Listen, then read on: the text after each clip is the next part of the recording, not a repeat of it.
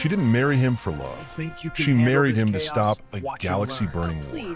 Liria believed humans were dangerous but manageable, until the day she saw her new husband, the quiet, battle-scarred Colonel Jake Morrison, walk alone into a battlefield and erase an army like he was swatting dust off his sleeve. It wasn't courage. It wasn't training.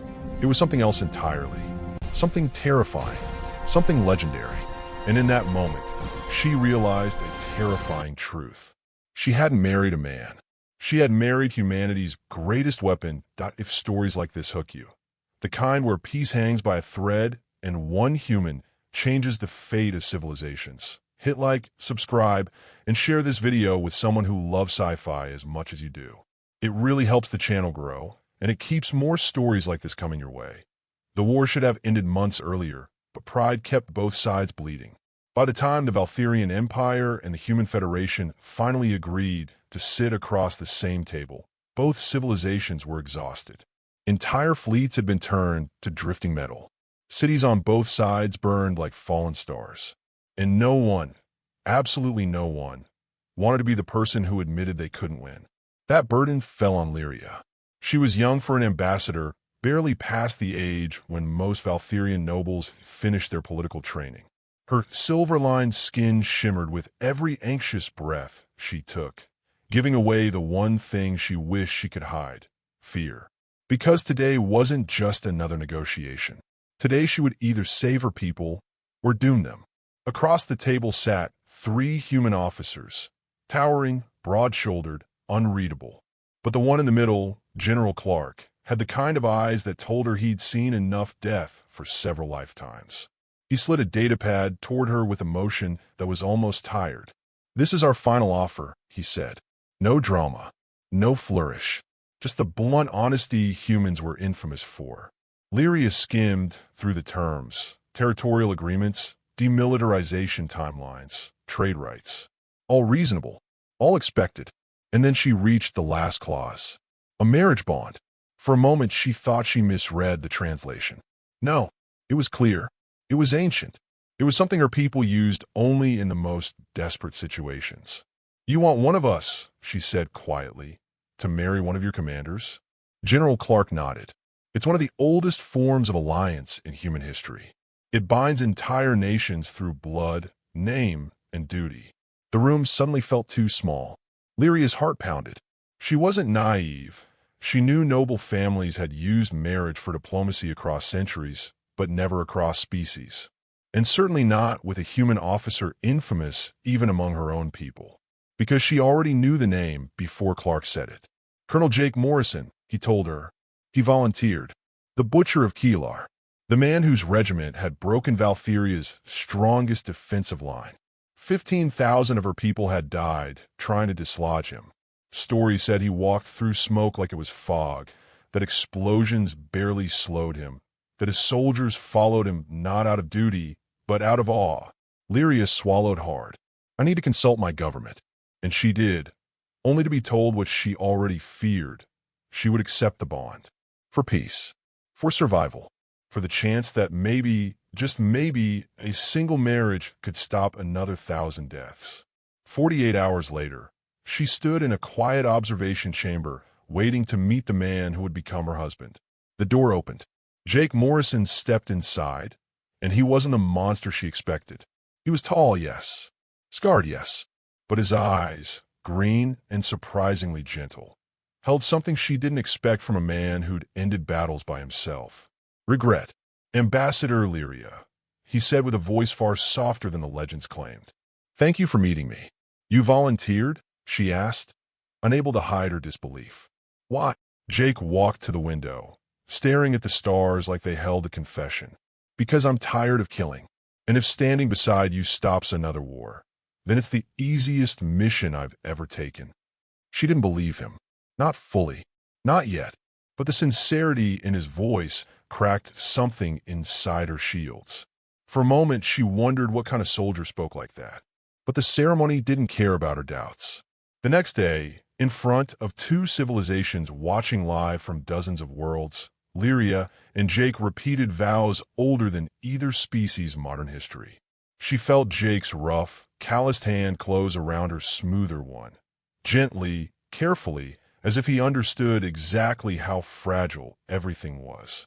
And then came the applause. Polite, hesitant, hopeful. But peace never comes cleanly. Barely 2 hours into the reception, alarms blared. Red lights drowned the hall in warning colors. Liria couldn't breathe for a moment. Not until Jake's arm wrapped around her and pulled her toward a secure exit with military instincts that activated instantly. "Someone doesn't want this peace," he said, already scanning threats. "Stay close." The attackers moved with precision, too coordinated, too prepared. Plasma bursts lit the corridors. Liria's guards fell into formation, but Jake pushed forward before anyone could argue. His expression had changed. Not angry, not panicked, focused. The kind of focus that made her understand why soldiers told stories about him. When 6 black-armored extremists rounded a corner and opened fire, Jake didn't hesitate. He grabbed a fallen guard's rifle, rolled into the line of fire, and returned 3 shots before Liria even ducked behind cover. His movements were terrifyingly fast, controlled, almost elegant in their brutality. Within 10 seconds, 6 trained killers lay on the floor.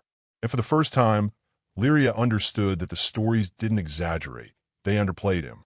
"This way," he told her. No shouting, no chaos, just calm certainty. She followed without asking.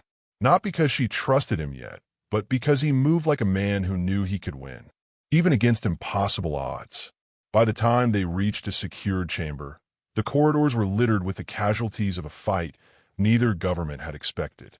Jake locked the blast door behind them and finally exhaled. "I'm sorry," he said quietly. "This wasn't the wedding day you deserved." Liria stared at him, not at the blood on his uniform, not at the scorch marks on his sleeves, but at the man behind the legend. The man who shielded her with his own body. The man who fought like a beast, but apologized like a diplomat. "You saved my life," she whispered. "Twice." Jake shook his head. "Only kept my vow. That's what marriage means to my people." And in that moment, amid the smoke, the fear, and the echoes of battle, Liria realized something that shook her more than the explosions. This human wasn't dangerous because he was violent. He was dangerous because he fought with conviction. For her. If Liria had expected the early days of marriage to be awkward, she hadn't expected this kind of awkward. Living with Jake Morrison wasn't like living with a stranger. It was like sharing a home with a dormant storm. Calm, controlled, respectful. But beneath that quiet exterior was a pressure she could feel in every room. He moved with the caution of someone constantly calculating threats. He sat with his back to walls. He monitored windows as if expecting assassins to sprint through them. Every morning, he woke before dawn, trained until his muscles shook, then showered and entered the day with a soldier's discipline. He was polite, almost painfully so. He gave her space. He never touched her without asking, not even lightly, not even by accident. And yet, in that space between them, something unspoken built every day. Not affection, not yet, but awareness. Liria found herself watching him as he studied diplomatic reports, brow furrowed, jaw tight. He read quietly but intensely, as if knowledge was another battlefield he intended to conquer. And Jake, though he didn't say it, observed her too. He noticed the way she flinched at sudden noises, how her posture stiffened whenever she passed an open door, how she meditated for hours, fighting memories she tried to bury. They were two people pretending to be unbroken for the sake of peace.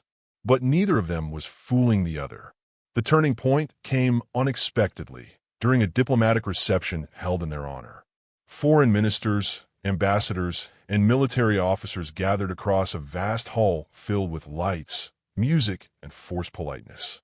Speeches praised the treaty. Toasts followed. Cameras flashed. And through all of it, Jake and Liria stood side by side, smiling when needed, nodding when appropriate, each playing their assigned roles. But Liria could sense Jake's discomfort under the layers of ceremony. He hid it well, but she felt tension radiating off him like heat. Every few minutes, he scanned the exits. Every time a tray clattered, his hand twitched toward where a weapon would have been. He wasn't paranoid. He was experienced. Too experienced. The attack arrived in the middle of a speech from a Valtheran governor. It began not with sound, but with silence. A tiny flicker in the lights. A half-second drop in the music system. Then, the alarm screamed. Red warning symbols flooded the hollow screens. Doors slammed shut, and the governor's voice died as panic rippled through the hall. Human security forces rushed forward. Valtheran guards moved to shield their own dignitaries. Ministers scattered. Diplomats shouted. Liria felt her heart leap in her throat. Her vision blurred. Not again. Not today. Not in front of the entire galaxy. Jake didn't hesitate. He grabbed her arm, not harshly, but firmly, pulling her behind him as he assessed the situation instantly. Extremists, he said, voice low, eyes scanning the chaos. Could be human. Could be Valtheran. Could be both. Another alarm burst across the speakers. Docking bay breach. Unauthorized boarding. Liria froze, dread paralyzing her limbs. Jake didn't let her freeze. Move, he ordered, guiding her out of the hall. His tone wasn't cruel, it was a lifeline. Her body obeyed, even when her mind couldn't. They sprinted into the corridor, met by two Valtheran guards who immediately blocked Jake with raised rifles. We protect the ambassador, the lead guard snapped. Human, step aside. Jake didn't shout, didn't fight. He simply stared, calm as starlight. I'm her husband. I go where she goes. If you want her alive, you let me lead.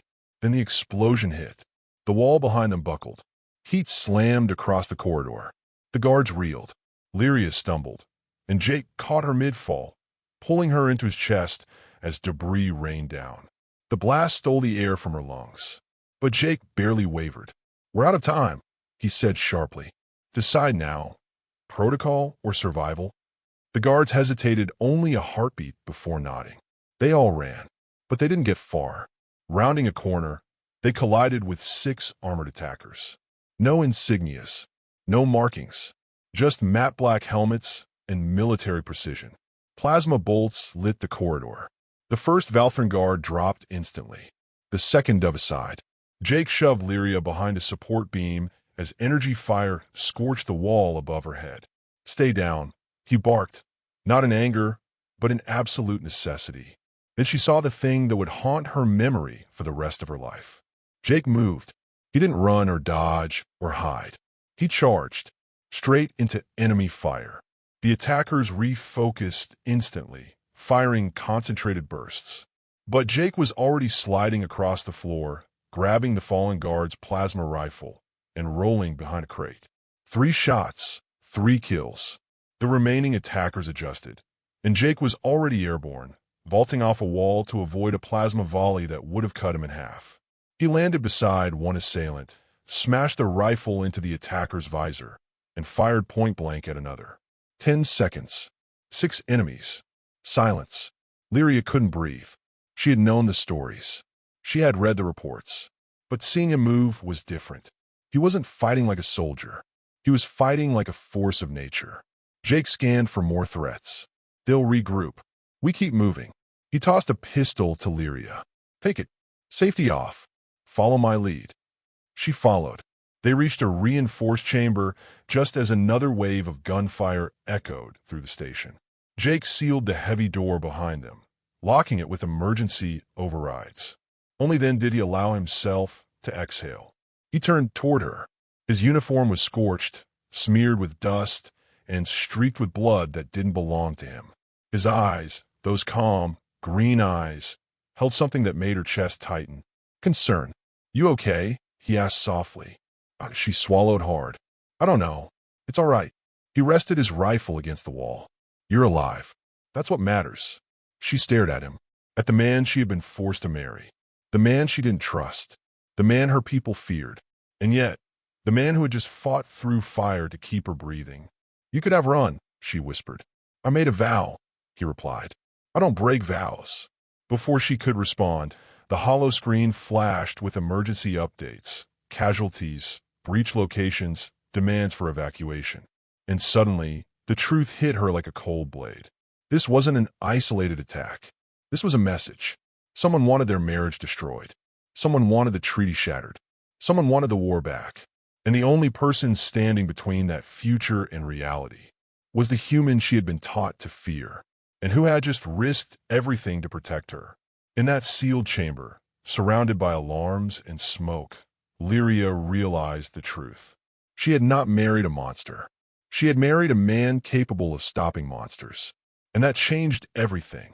The attacks should have ended after the station incident. Both governments promised tighter security, stricter protocols, faster response teams. But peace is fragile, and hatred doesn't disappear because two people sign a treaty or wear rings. 3 months after the wedding, Liria and Jake lived on Crestston, a quiet border world meant to symbolize unity. A blended guard force watched every hallway. Their residence had reinforced walls, drone patrols, and biometric locks. It felt less like a home and more like a carefully sealed box. But even sealed boxes can crack. That morning began like any other. Cold air drifting through the shutters, faint hums of patrol drones outside, and Jake already awake long before sunrise. He was in the courtyard, shirt damp with sweat, pushing through another brutal workout that made Liria question how human bodies even functioned. He didn't exercise for vanity. He exercised like someone preparing for a war he expected to arrive at any moment. Maybe he wasn't wrong. Liria brewed her calming tea and watched him through the window. He moved with rigid urgency, almost as if he could outrun the ghosts that chased him. She wondered what nightmares woke him at night, the ones he didn't talk about, the ones she pretended not to hear. She set her cup down and was halfway to the door when the alarms erupted. Shrill, violent, not a drill. Jake was inside the room in seconds, rifle in hand, because he always kept one close, even when he pretended he didn't. Ground assault, he said, breath steady despite the alarm blaring over their heads. 3 transports landed outside the perimeter. At least 40 hostiles. Mixed species, mixed gear. Her blood turned cold. Human extremists and Valtheran radicals working together. Jake nodded. Someone's funding them. Someone organized them. This isn't chaos. It's strategy. Explosions shook the compound. Dust fell from the ceiling. Outside, she could hear guards shouting in 2 different languages, weapons discharging in rapid bursts. Reinforcements were minutes away. Minutes they might not have. Jake checked the feed on the wall monitor.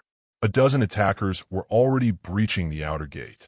Their weapons glowed with illegal power signatures.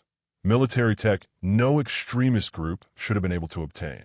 They want us alive, Jake muttered, watching their formation. Or at least, they want to be the ones to kill us, not the guards. A plasma round slammed into the upper wall, rattling the entire building. Safe room, Liria said immediately. We'll wait for reinforcements there. Jake didn't look away from the screen. If you go there, they'll corner you and blow the doors. They're not here for hostages. They're here for symbols. He turned to her with that same steady, unbreakable expression she had seen during the wedding attack. I'm going to slow them down. No. Her voice cracked even before she could stop it. You'll die. Jake holstered his rifle for a moment and touched her shoulder. An unspoken promise more powerful than a vow. You haven't seen me fight without restrictions. I don't lose those fights. And I'm not leaving you alone, Liria replied, her fear sharpening into something steadier. We are partners. You said that. Partners stand together. They locked eyes, her determination against his instinct to protect at all costs. Finally, he nodded. Stay behind me. Follow every order. If I say run, you run. Understood. The first breach came seconds later. A wall panel blew inward, sending shards across the hallway. Smoke clouded the air. Jake swung into motion, rifle up, firing controlled bursts that cut down 2 attackers before Liria could even raise her weapon. But the remaining hostiles pushed hard, grenades rolling across the floor, energy bolts scorching the walls. The guards at the main entrance were already overwhelmed. If they fell, the entire compound would drown in hostiles. Jake grabbed Liria's wrist and led her toward the main staircase, the highest ground advantage inside the residence. They'll funnel through here, he said. It's narrow. They'll have to stack. He wasn't wrong. The first wave, 6 attackers, moved in tactical formation up the steps. Jake waited until they hit the midpoint, then opened fire. 3 went down instantly. The others panicked, scrambling for cover that didn't exist. Then Jake did something Liria hadn't expected.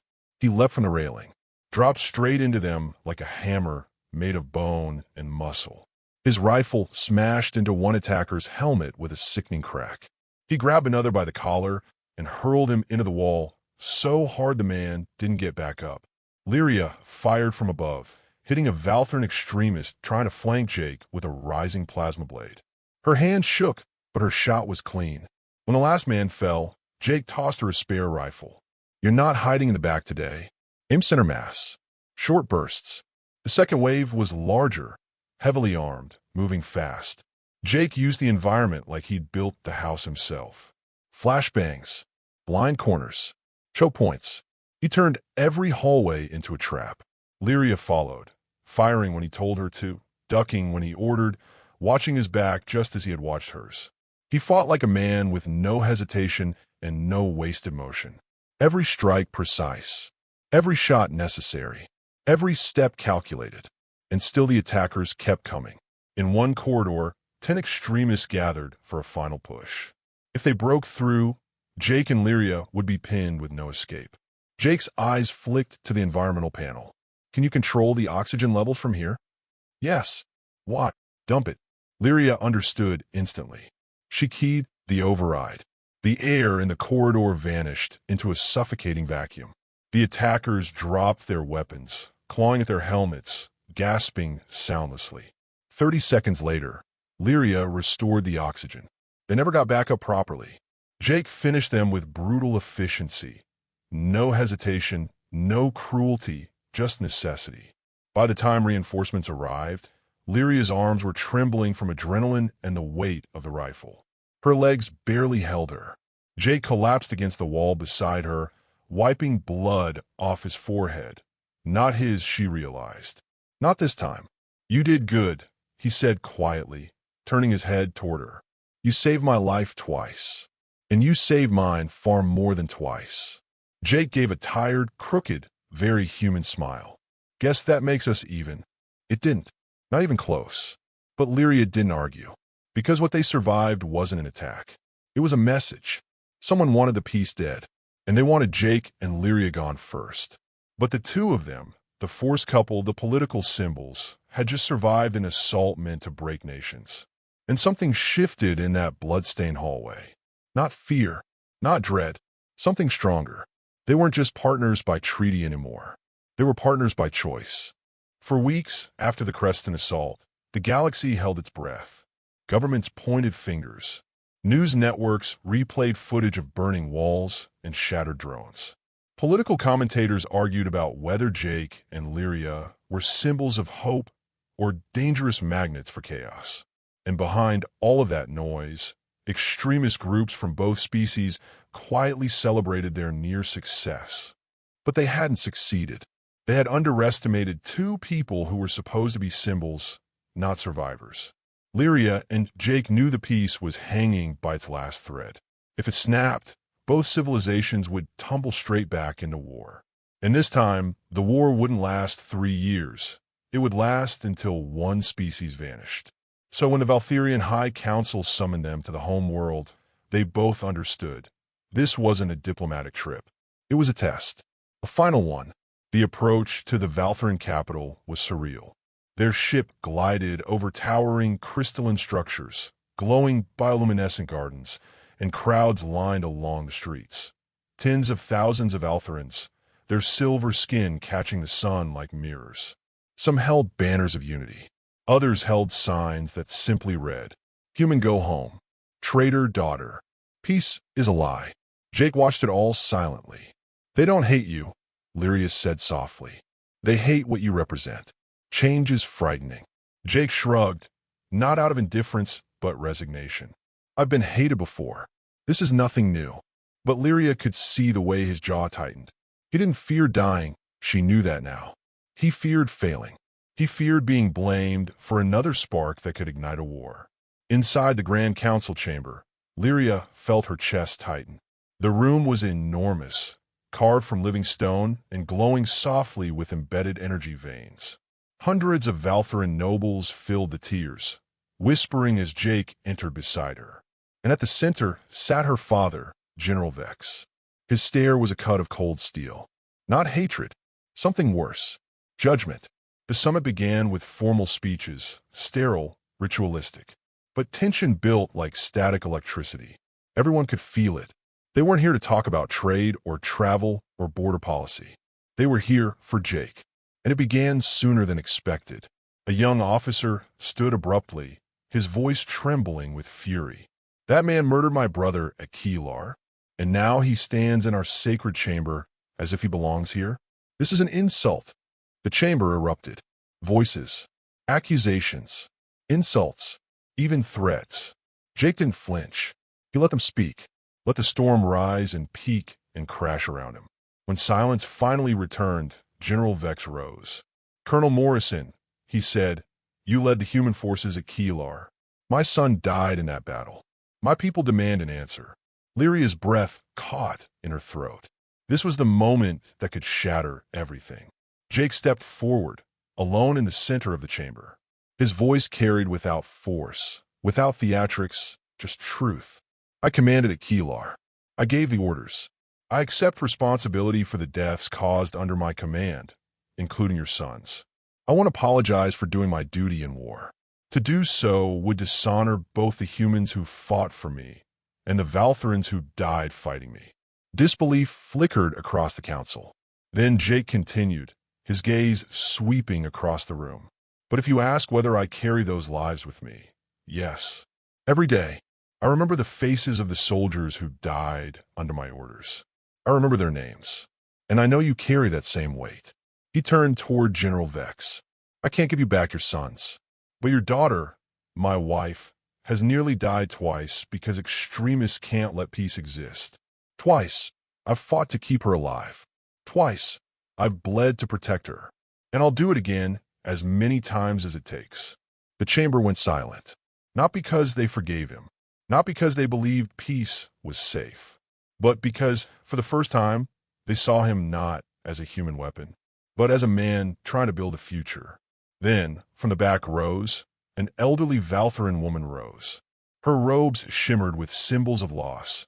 She had lost a husband and 3 sons to the war. I lost everything, she said. I buried 4 names because of human weapons. I should hate this man, but I saw him fight for our ambassador. I saw him honor his vows. If he can lay down his hatred to protect her, then perhaps we can lay down ours. Another elder stood, then another. Ripples turned to waves. Not everyone rose. Many remained seated with stone-hard stares. But something had shifted, something the extremists never wanted. Hope. After hours of debate and negotiation, the summit adjourned. But before Jake and Liria could leave, General Vex summoned them privately into a quiet garden chamber lined with memory stones. Each stone carved with a name. 2 were carved deeper than the rest. Her brothers. Vex didn't speak immediately. He simply stared at the names, his shoulders heavy beneath the armor of command. Finally, he said, my daughter tells me you wake with nightmares, that you carry the guilt of your dead, that you treat her with respect, and that you value her counsel. He turned, eyes unreadable. I did not expect these things to matter, but they do. Jake straightened but didn't speak. Vex held out 2 small objects, military commendations etched with ancient symbols. These belong to my sons. I give them to you both, not as replacements, but as recognition. You carry forward what they never saw. Peace, unity, the possibility of a future.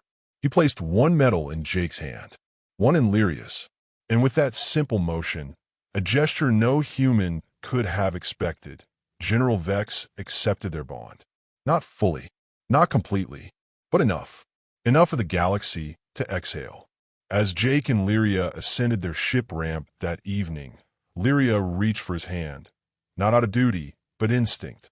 He intertwined his fingers with hers. Do you regret it? She whispered. Marrying me, carrying this burden. Jake answered without hesitation. At first it was duty, but now? No, this is the most important mission of my life. And you, he exhaled softly. You're the part one never expected. Liria smiled, small but real. We started as strangers. But now, partners, Jake said. Partners, she agreed.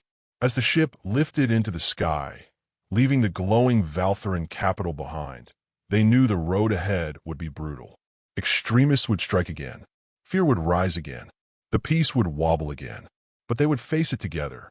A human weapon and a Valtheran diplomat. A man who once ended battles alone. And the woman who turned him towards something worth protecting. This wasn't the end of their story. It was the beginning of the galaxy's second chance. And for the first time, both of them believed it might actually last.